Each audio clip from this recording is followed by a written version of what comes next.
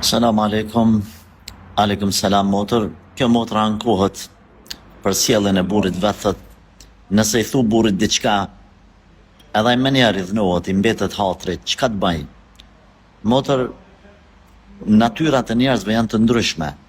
Na nuk kemi një rregull të përgjithshëm që kështu mos sjell gratë ose ashtu. Na themi që parimisht edhe bashorti duhet me ditë pozitën e vet, po edhe bashortja.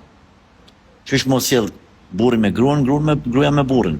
Por mrena që ti rregullit përgjithshëm, na kemi disa detaje që pastaj secili njeri duhet me pas parasysh veten e vet, sjelljen e vet.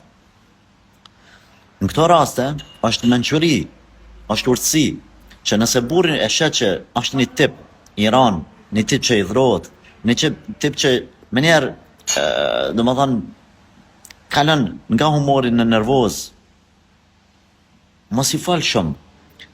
Kuptoje botën e tij edhe sillu pasaj më atë formë që ai e kupton, që ai nalet, nuk vjen nervoz, nuk kalon në gjendje jo të mirë që edhe ty pastaj me të kushtuar ajo.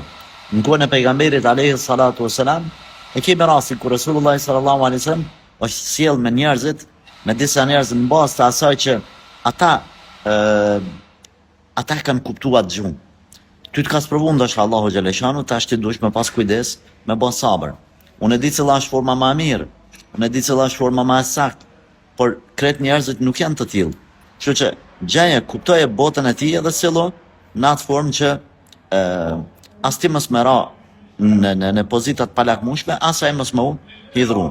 Thash, nuk ka zgjidhja më e mirë, por ka herë njeriu duhet me bë çaq sa ka mundësi, edhe nëse s'është opsioni më i saktë dhe më i mirë. Allahu të ndihmoftë, Allahu ta përmirësoj burrin.